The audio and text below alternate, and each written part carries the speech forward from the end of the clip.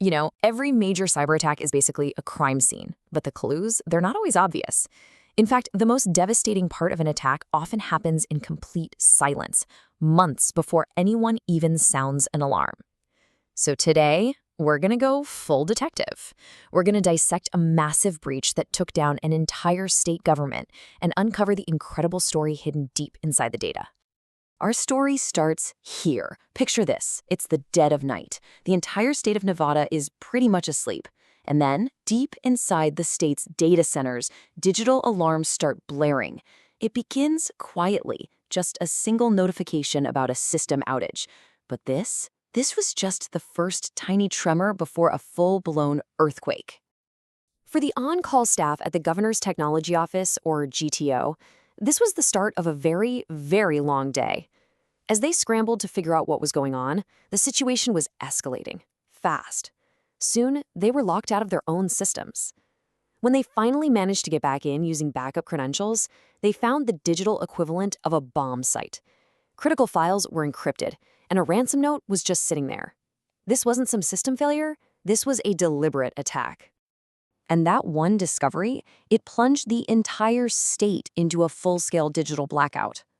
The GTO was now standing at the epicenter of this sprawling crime scene, and the number one priority was to just stop the bleeding.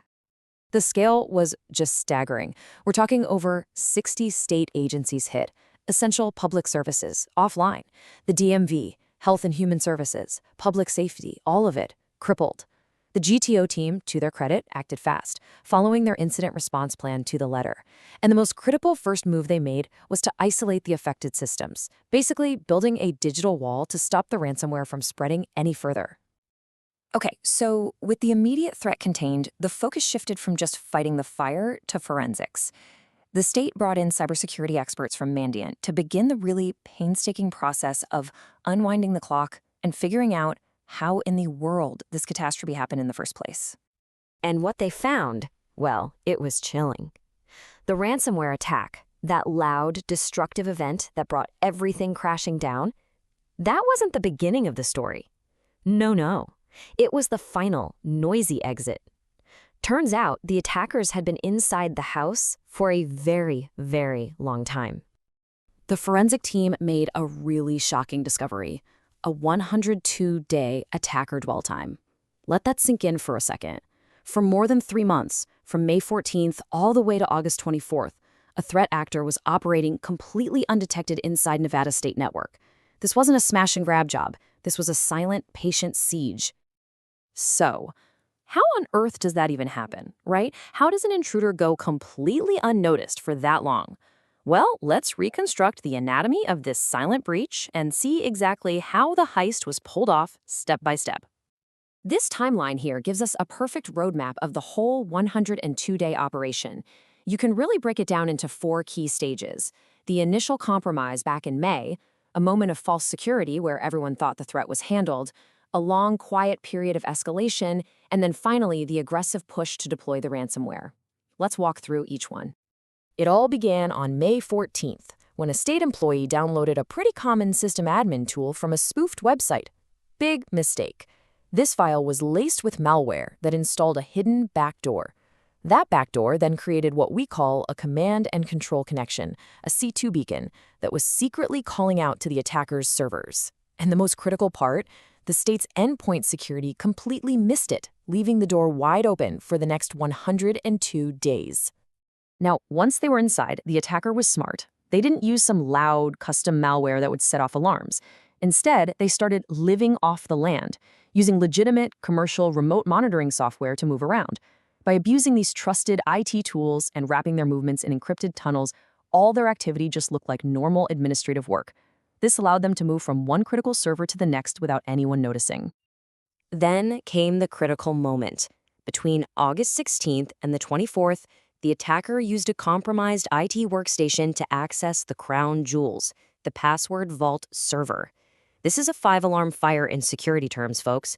From there, they stole the credentials for 26 privileged accounts. That gave them the keys to the entire kingdom and the power to execute the final ransomware attack. So, we've seen the attacker's playbook, but this brings us to probably the most important question of all. With all these security tools in place, Why was this all happening in a massive security blind spot? Well, the answer lies in what the official report calls a fatal misdiagnosis. See, back on June 26, the state's Endpoint Detection and Response, or EDR tool, did do something. It quarantined a malicious file. And from the endpoint's point of view, the threat was gone. But this was like treating a symptom while completely ignoring the disease. The EDR tool missed the underlying network backdoor, which was the real source of the infection. And to make matters even worse, the attacker was incredibly meticulous. As this quote from the official report states, they were constantly clearing the event logs on every machine they touched. This is the digital equivalent of a burglar wiping away every single fingerprint, leaving the investigators who rely on those logs completely in the dark. And this comparison just lays the whole problem bare. On one side, you have the evidence from the individual machines, the logs that security tools rely on. But for every major step of the attack, that evidence was either missed or, as they said, meticulously cleared. It was basically useless. But on the other side, you have the network evidence. So you can't delete network traffic.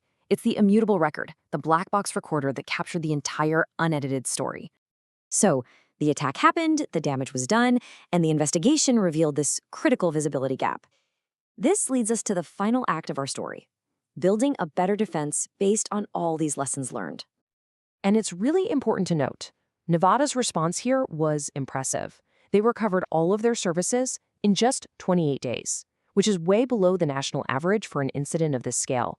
And crucially, they stood firm and paid $0 in ransom, a decision they could make because they were confident they could recover on their own. The biggest lesson from this entire incident is that modern defense isn't about finding one perfect tool. It's about having a triad of visibility. You need EDR for the endpoints and CM for the logs. But as Nevada learned the hard way, you also need NDR, network detection and response. That was the missing piece of the puzzle that could have seen the attacker's movements when all the other tools were blind. You know, each part of this triad has a vital but very distinct job. EDR sees what's happening on a device, but it can be bypassed. SIM collects all the logs, but it's totally useless if those logs just get cleared.